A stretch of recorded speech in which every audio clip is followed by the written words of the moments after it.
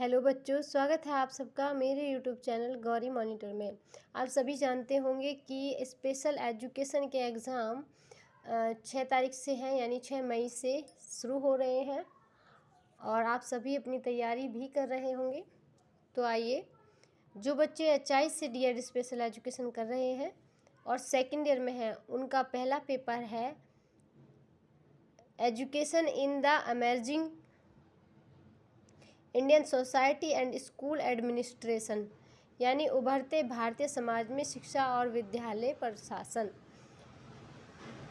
तो इसकी पहली यूनिट्स के कुछ क्वेश्चन आप देखिए जो इम्पोर्टेंट है एग्ज़ाम के लिए।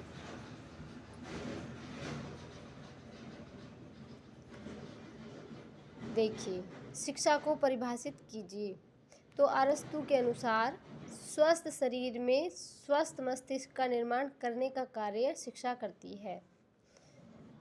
और जॉन डीवी के अनुसार शिक्षा मनुष्य की सभी क्षमताओं का विकास है जिनसे वह अपने पर्यावरण पर नियंत्रण रख सके और अपनी संभावनाएं पूरी कर सके। स्वामी विवेकानंद के अनुसार व्यक्ति के आंतरिक पहलू की अभिव्यक्ति शिक्षा है। ये 3 डेफिनेशंस यहाँ पर मेंशन की हैं, तो इन तीनों को ध्यान से पढ़ लीजिएगा।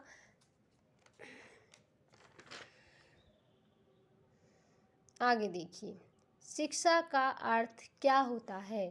तो शिक्षा का अर्थ है, शिक्षा शब्द संस्कृत भाषा की शिक्ष धातु में ए प्रत्यय लगने से बना है, जिसका अर्थ है सीखना और सिखाना। इसलिए शिक्षा का अर्थ हुआ सीखने सिखाने की प्रक्रिया। वैसे ही अगर अंग्रेजी शब्द एजुकेशन की बात करें तो एजुकेशन शब्द लैटिन भाषा के एजुकेटम शब्द से बना है और एजुकेटम शब्द लैटिन भाषा के ई और ड्यूको शब्द से मिलकर बना है।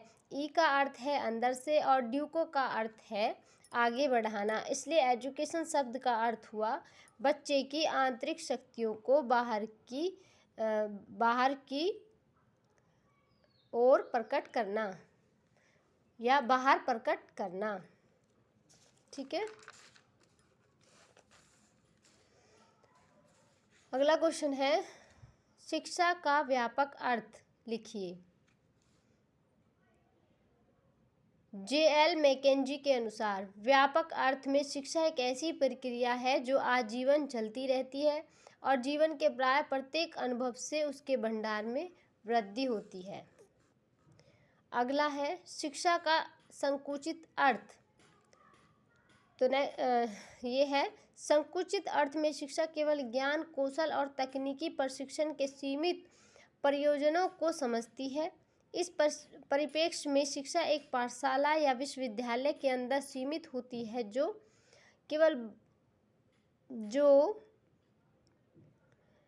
बस या केवल कोई भी वर्ड आप यूज़ कर सकते हैं, विषय सामग्री की पढ़ाई और परीक्षा के लिए तैयार करने का उद्देश्य रखती है।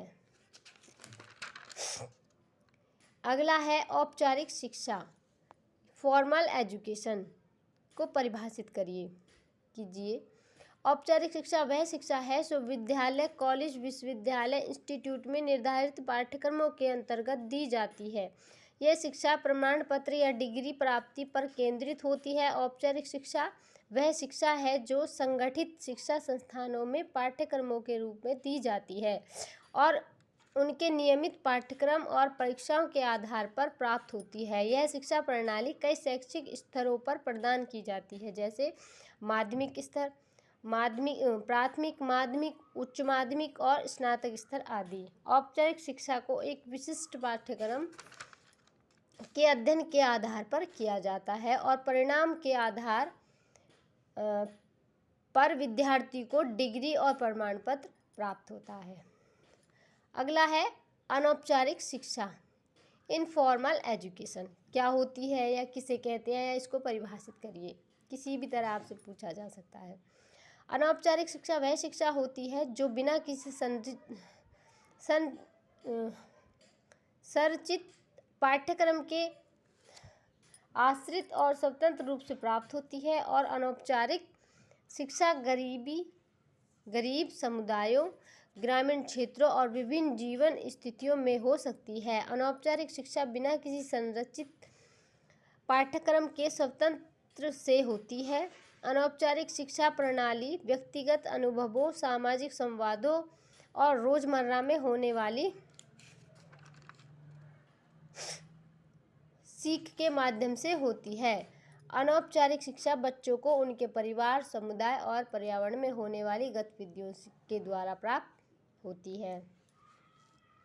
ये कुछ फुल नेम्स हैं। देखिए, यूडीएल का पूर्ण रूप लिखिए तो universal design for learning. VLE का पूर्ण रूप लिखिए, वर्चुअल लर्निंग एनवायरनमेंट। अगला है MOOC का पूर्ण रूप लिखिए तो यह है मैसिव ओपन ऑनलाइन कोर्स। और IEP का पूर्ण रूप लिखिए, इंडिविजुअलाइज्ड एजुकेशन प्रोग्राम।